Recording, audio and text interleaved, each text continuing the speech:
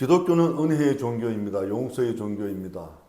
죽을 수밖에 없는 우리 인간을 하나님께서 특별히 사랑하셔서 예수님을 이 땅에 보내주셨고, 예수님께서 십자가에서 자신의 목숨을 내줌으로 말미암아 우리를 죄에서 구원해 주시고 우리를 다 용서해 주셨던 것입니다.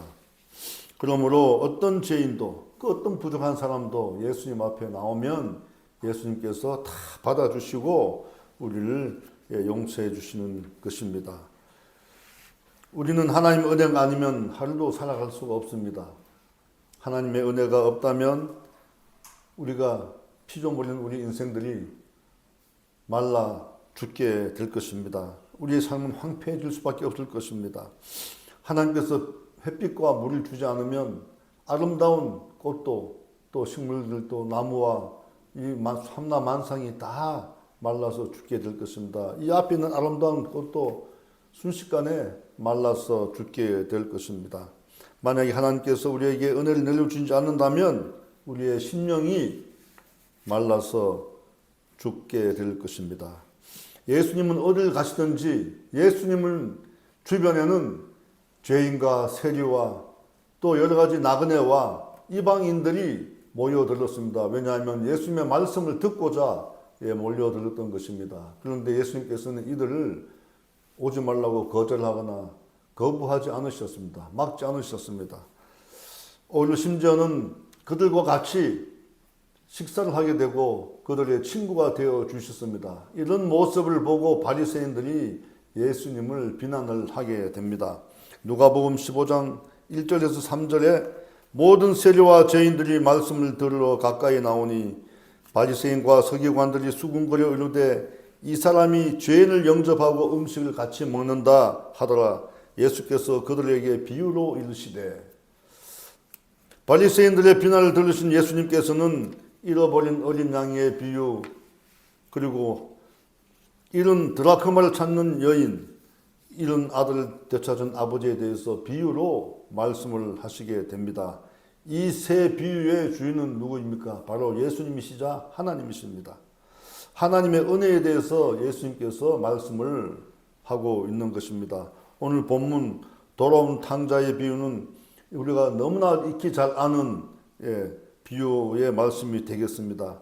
이 비유의 핵심은 하나님의 놀라운 사랑과 은혜를 우리가 입고 살아간다는 것을 말씀해 주고 계십니다. 이 세 비유 가운데서도 탕자의 비유는 하나님의 놀라운 사랑과 은혜를 우리에게 알려주는 결정판이라고 할 수가 있습니다. 오늘 저는 이 15장 22절에서 24절 말씀을 본문으로 탕자를 위한 잔치라는 제목으로 말씀을 전하고자 합니다. 첫째, 집을 떠난 아들에 대해서 알아보겠습니다. 사람은 평안하면 그 평안함이 갑자기 실증이 나서 그 평안함을 버리려는 유혹을 받게 됩니다. 그래서 평안이 주는 행복과 내적 충만함을 무료함으로 생각하고 새로운 일을 꾸미고 또 새로운 일을 도전하기를 원하고 있는 것이 사람들의 습성입니다. 그런데 새로운 일을 도전하는 것은 괜찮습니다. 참으로 좋은 일입니다. 그러나 평안함이 주는 은혜의 자리에서 떠나는 것이 만약에 죄의 길로 떠난다면 그것은 문제가 달라지게 됩니다. 오늘 성경 본문의 한 마을에 풍족한 아버지와 두 아들이 평안하고 행복하게 살고 있었습니다. 그런데 어느 날 둘째 아들이 아버지께 와서 얘기를 합니다. 아버지와 함께 오래 살았으니 이제 나는 좀 더 세상 밖에 나가서 자립하고 싶습니다. 먼 곳에 나가서 자유롭게 독립하고 살고 싶으니 아버지 하나님, 유산 중에서 나의 분깃을 떼어서 저에게 주십시오. 그렇게 얘기를 합니다. 누가복음 15장 12절에서 13절에 그 둘째가 아버지에게 말하되 아버지여 재산 중에서 내게 돌아올 분깃을 내게 주소서 하는지라. 아버지가 그 살림을 각각 나누어 주었더니 그 후 며칠이 안 되어 둘째 아들이 재물을 다 모아가지고 먼 나라에 가서 거기서 허랑방탕하여 그 재산을 낭비하더니, 둘째 아들은 돈을 챙겨 먼 나라로 떠났습니다. 둘째 아들이 만난 세상은 넓고도 화려했습니다. 많은 사람들이 다양한 언어로 소통하며 같이 어울려 사는 모습이 너무나 보기 좋았습니다. 비록 세상에는 사기꾼도 있고 폭력배도 있고 사람을 타락시키는 온갖 유혹도 있지만 자신은 아버지 밑에서 좋은 교육을 받았고 도덕과 윤리적으로 좋은 습관을 익혔으니 유혹에 빠지지 않을 거라고 생각했습니다. 사기도 당하지 않고 폭력배들에게 이용도 당하지 않을 것이라고 자신했던 것입니다. 그러나 도시가 어디 그 세상이 만만합니까? 도시의 밤은 화려하고 찬란했습니다. 뒷골목에는 구린 냄새도 났지만 사람들이 좋은 집에서 좋은 차를 타고 좋은 음식을 먹고 행복하게 사는 것을 보게 됩니다. 둘째 아들은 자기 스스로 자신에게 아버지 집을 나온 것은 참 잘한 결정이라고 믿었습니다. 둘째 아들은 우선 좋은 집에 거처를 마련했습니다. 좋은 차도 뽑았습니다. 그리고 직장은 알아보겠지만 지금 돈이 있으니 당장 급한 게 아니었습니다. 돈은 직장을 잡고 얼마든지 벌 수 있다고 생각했습니다. 도시에는 아름다운 여자들도 많았습니다. 멋진 연애도 해봐야지 하는 생각이 들었습니다. 돈을 잘 쓰니까 아가씨들도 많이 따랐습니다. 화려한 밤거리는 휘황찬란했습니다. 인간의 감각을 자극하는 헤비메탈 음악과 춤을 추는 무희들, 그리고 한잔하니 기분이 좋아지는 술. 태어나서 처음 맛보는 즐거운 생활을 그는 이제껏 누리지 못한 것을 후회합니다. 몇 개월이 지나고 또 한 해가 지나가면서 허랑방탕하게 지냈던 시간이 지나가자 둘째 아들의 수중에는 돈이 떨어지기 시작했습니다. 급기야 거의 바닥이 났습니다. 당장 월세를 내야 되는데 월세 낼 돈도 없습니다. 그는 여기저기 직장을 알아보려고 뛰어다녔지만 직장이 쉽게 잡히지 않았습니다. 3D 직장, 너무 힘든 직장은 또 가기 싫었습니다. 그러다 보니 그가 할 수 있는 것은 오직 한 가지밖에 없었습니다. 작은 구멍가게 아니면 사업을 해서 돈을 버는 수밖에 없었습니다. 사업은 처음 시작하는 것이라 조심스러웠지만은 직장에 얽매여 사는 것보다 훨씬 좋다고 그는 생각했습니다. 자유롭고 돈도 벌 수 있어서 좋다고 생각했습니다. 새로운 아이템을 찾아서 사업을 시작했습니다. 그럭저럭 잘 됐습니다.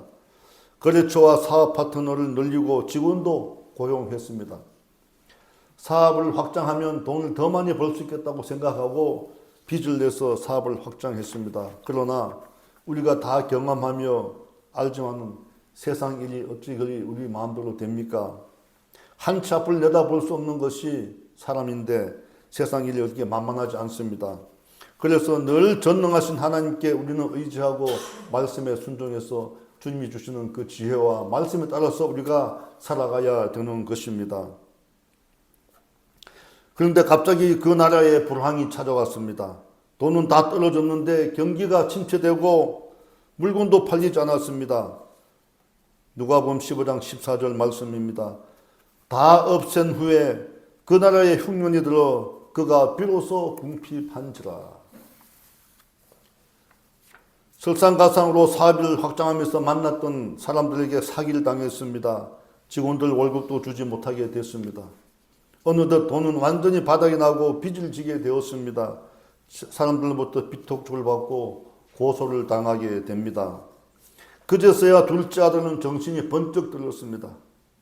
아버지로부터 유산을 받아 집을 나온 것을 후회했습니다. 허랑방탕하며 돈을 쓴 것을 후회했습니다. 둘째 아들은 솔로몬 왕이 잠언에서 말씀하신 것이 생각이 났습니다. 너는 청년의 때에 창조주를 생각하라. 청년의 때에 곧 나이 들어 죽게 될 때를 생각하라고 말씀하고 있는 것입니다. 그는 밤새도록 고민했습니다. 후회도 때가 늦었습니다. 그러나 할 수 있는 길은 아무리 찾아봐도 없습니다. 결국 그는 결론을 내린 것이 야반도주입니다. 그는 야반도주였습니다. 밤에 몰래 도망쳤습니다. 그리고 도시에서 멀리 떨어진 사람들이 잘 다니지 않는 농촌에서 먹고 자는 일자리를 구했습니다. 그 일자리가 돼지 우리를 치고 돼지 우리 옆에 작은 건초돔에서 잠을 자는 것이었습니다.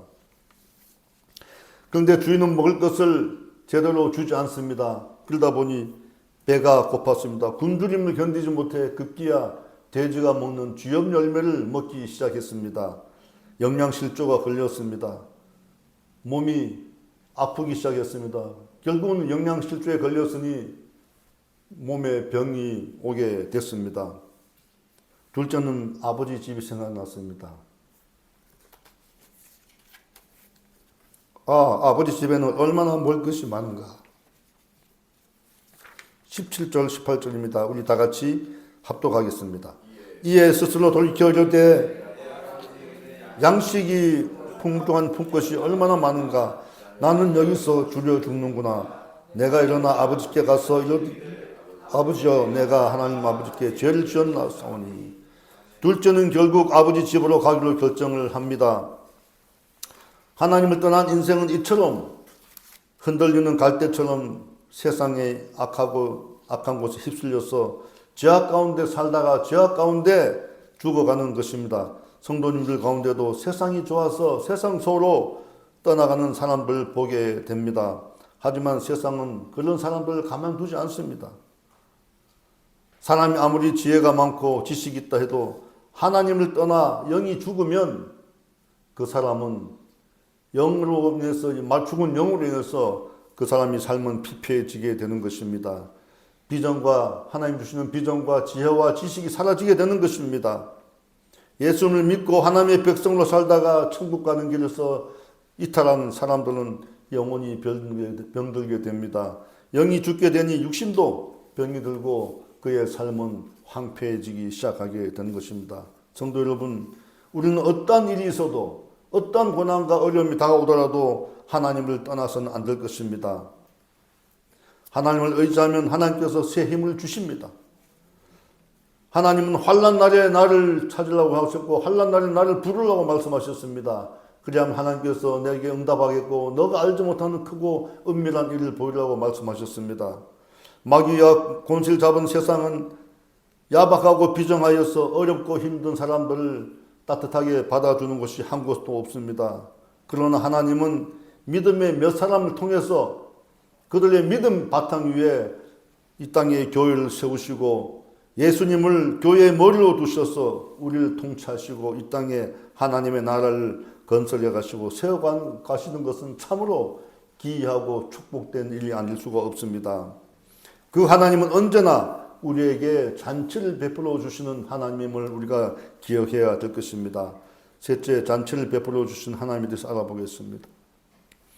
둘째 아들이 집을 떠난 뒤 하루도 빠짐없이 대문 밖을 바라보며 둘째 아들이 언제나 돌아올까 기다리던 아버지는 아들이 먼 곳에서 오는 모습을 보고 너무나 반가워서 신발도 신지 않고 뛰쳐나갑니다. 그리고 아들을 안아주고 반갑게 맞이합니다. 15장 20절입니다. 이에 일어나 아버지께로 돌아가니라. 아직 거리가 먼데 아버지가 그를 보고 측은히 여겨 달려가 목을 안고 입을 맞추니. 할렐루야. 아버지는 아들을 위해서 잔치를 베풀어 줍니다. 22절 23절 우리 다 같이 공독하겠습니다. 아버지는 종들에게 이르되 제일 좋은 옷을 내어다가 입히고 손에 가락지를 끼우고 발에 신을 신기라. 그리고 살찐 송아지를 끌어다가 잡으라. 우리가 먹고 즐기자. 아멘. 사복음서 중에서 오직 누가복음에만 기록된 이 탕자의 비유는 죄인을 기쁘게 받아주시며 용서해 주시는 하나님에 대한 비유입니다. 하나님은 재산을 다 탕진하고 거지가 되어 돌아온 둘째 아들에게 반갑게 안아주시고 잔치를 베풀어 주신 아버지처럼 우리를 늘 안아주시고 유래해 주시고 은혜의 잔치를 베풀어 주시는 분이십니다. 지위가 높고 낮음이나 돈에 많고 적음, 남녀노소를 막론하고 모든 사람을 있는 그대로 받아주시고 안아주시고 유래해 주시고 은혜를 베풀어 주시는 분이 바로 하나님이십니다.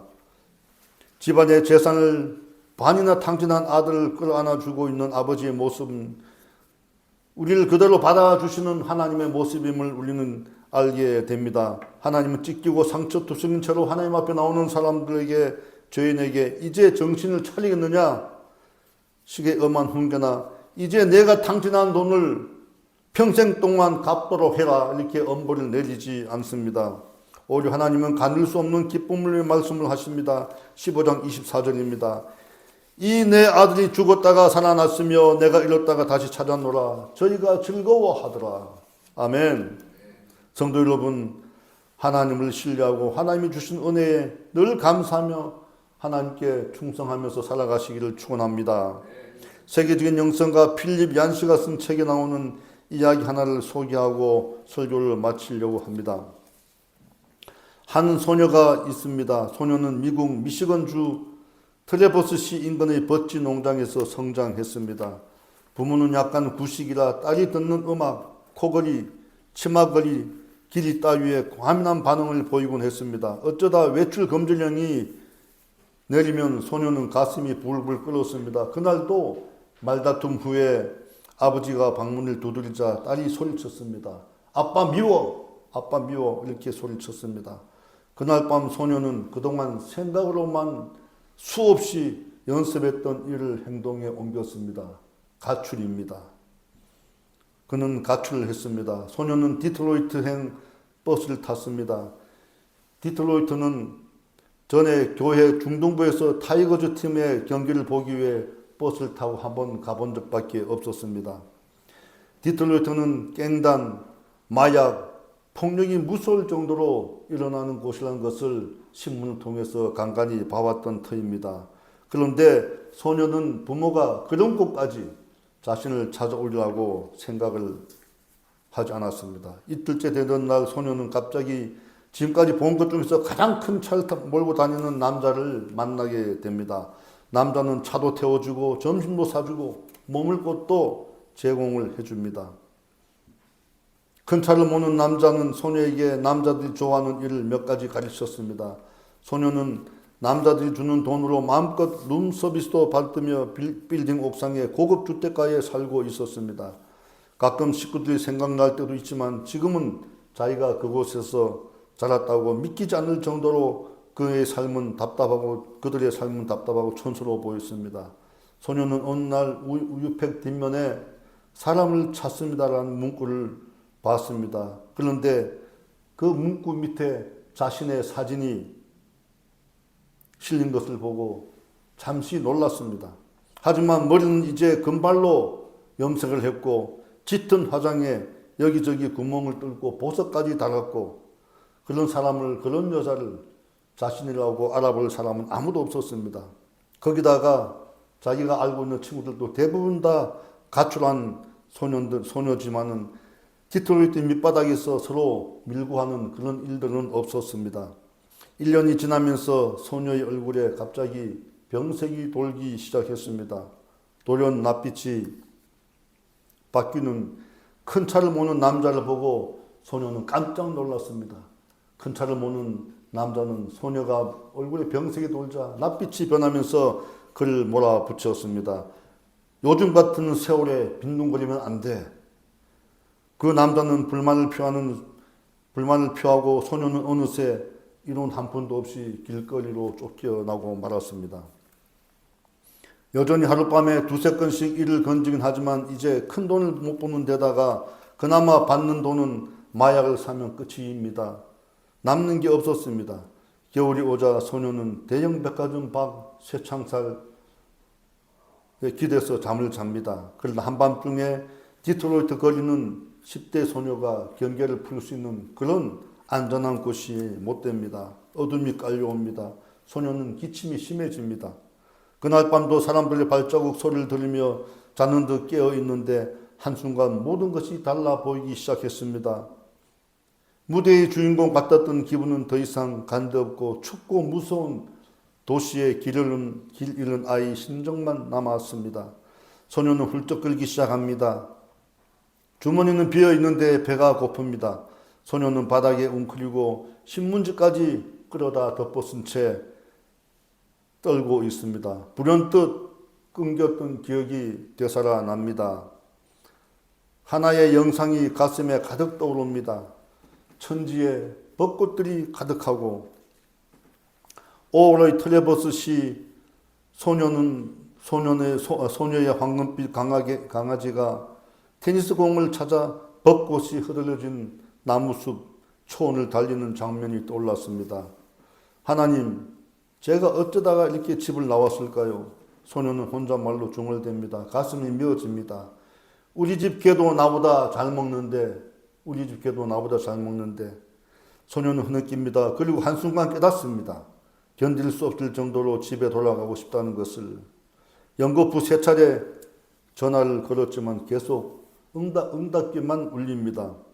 처음 2번은 그냥 끊었지만 3번째는 메시지를 남겨야 되겠다 생각하고 메시지를 남깁니다. 아빠, 엄마, 저예요. 집에 갈지 모르겠어요. 집 방향 버스를 타요. 그쪽에 가면 자정쯤 될 거예요. 아빠, 엄마가 없으면 그냥 버스를 타고 캐나다까지 가겠죠. 버스는 디트로이트와 트래버스시 사이를 경유하며 모두 통과하는데 7시간이 걸립니다. 그 사이 소녀는 자기 계획의 허점을 깨닫습니다. 만약 아빠, 엄마가 출타 중이라 메시지를 듣지 못했다면 어떻게 할까? 하루 이틀 기다린 후에 직접 통화를 했어야 되는데 섣불리 한 것이 아닌가? 설사 집에 계셨다 하더라도 딸 하나쯤은 오래전에 죽은 셈 치고 단념하고 계실지도 몰라. 충격을 극복할 시간을 드릴 걸 괜히 전화했어. 이런 염려 중에도 아빠한테 할 말을 준비하느라 소녀의 생각은 어지럽기만 합니다. 아빠, 죄송해요. 잘못했어요. 아빠 잘못이 아니에요. 다 제 잘못이에요. 아빠, 용서해 주세요. 수없이 되뇌는 말, 연습인데 벌써 목이 잠깁니다. 남한테 잘못을 빌어본 적이 언제든가. 버스는 베이시티부터 불을 켜고 달립니다. 숱한 바퀴에 스쳐 떨어진 도로 위로 작은 눈송이가 흩날리고 아스팔트 위에 뿌옇게 김이 납니다. 고향밤은 칠흑같이 어둡다는 것을 그동안 까맣게 잊고 있었습니다. 사슴 한 마리가 손살같이 도로를 가로짓는 바람에 버스가 잠시 출렁거렸습니다. 길 옆에는 트래버스 시내까지 남아있는 거리를 알리는 표지판이 나왔다가 사라지고 또 나왔다가 사라지고 했습니다. 오 하나님, 버스의 에어브레이크 새소리가 들리면서 버스는 드디어 터미널 안으로 들어섰습니다. 운전사가 쉰 목소리로 안내 방송을 합니다. 정차 시간은 15분입니다. 소녀의 인생을 판가름댈 15분, 소녀는 손거울 얼굴을 살피며 머리를 매만진 뒤에 위아래 위로 립스틱을 지웁니다. 손가락 끝에 묻은 얼룩진 담배 자국을 보면서 부모님이 자기를 알아볼까 잠시 생각해 봅니다. 물론 나와 있는 경우의 얘기지만 말입니다. 앞일을 전혀 모르는 제 소녀는 터미널 안으로 들어섰습니다. 5만 가지 생각이 다 났습니다. 정말 눈앞에 펼쳐진 것은 꿈에도 생각하지 못했던 장면이 눈앞에 펼쳐졌습니다. 콘크리트 바닥에 플라스틱 의자뿐이었던 트래버스시 버스 터미널 안에 형제 자매부터 시작해 삼촌들, 사촌들, 할머니, 증조할머니, 이모 할머니까지 무려 40명이나 되는 일가 친척들 다 나와 서 있는 것입니다.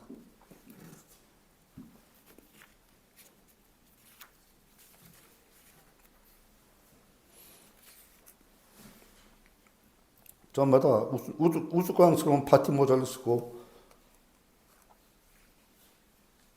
요란한 악기를 불면서 터미널 벽은 온통 컴퓨터로 뽑아낸 환영 현수막으로 뒤덮여 있었습니다.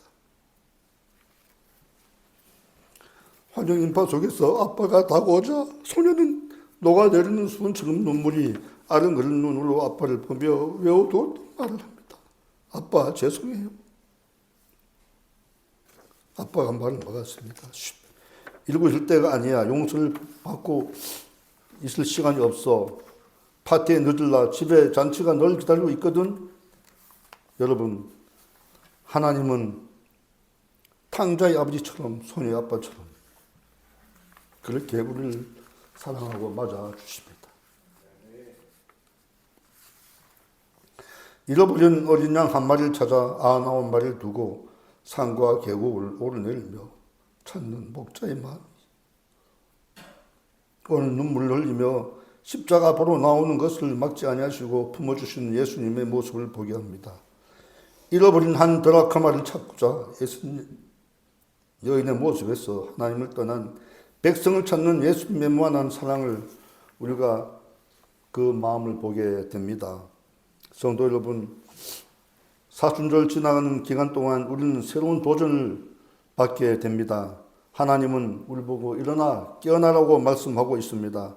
신앙의 묵은 땅을 기경하고 삶의 묵은 땅을 기경하라고 우리에게 말씀하고 있습니다. 잊고 있던 하나님의 은혜 속으로 들어가라는 축복의 말씀을 하고 있는 것입니다. 지금은 은혜 받을 만한 때입니다. 은혜 받을 만한 때입니다. 은혜를 사모할 때입니다. 때는 물 흐르듯이 지나갑니다. 청년의 때에 순식간에 지나가므로 청년의 때에는 열심히 노력하고 미래의 꿈과 비전을 갖고 나가야 합니다. 중년의 때에는 노년의 때를 준비해야 합니다. 오늘 탕자와 소녀가 집으로 돌아간 것처럼 때가 되었기 때문에 그들은 다 집으로 돌아간 것입니다. 이것이 하나님의 은혜입니다. 성도 여러분, 마음에 근심과 걱정, 두려움이 있다면 하나님의 은혜의 강가로 즉시 다가가시기를 바랍니다. 우리의 신앙을 다시 돌아보고 십자가에 달리신 예수님을 바라보며 앞으로 은혜의 자리 앞으로 나아가십시오. 근심, 걱정, 두려움, 분노, 미움이 사라지고 행복과 평안이 넘치게 우리에게 다가올 것입니다. 우리 한평생 우리 죄를 꾸짖지 않으시고 언제나 돌아오기를 기다리시는 예수님, 그 예수님을 사랑하시기 바랍니다. 주님을 신뢰하며 신실하신 주님 앞으로 나아가 은혜의 강에서 축복의 삶을 살아가시기를 주 예수 그리스도 이름으로 축원합니다. 한평생 성도 여러분께서 예수님을 사랑하며 예수님 한 분으로만 행복한 인생을 살아가시기를 예수님의 이름으로 축원합니다.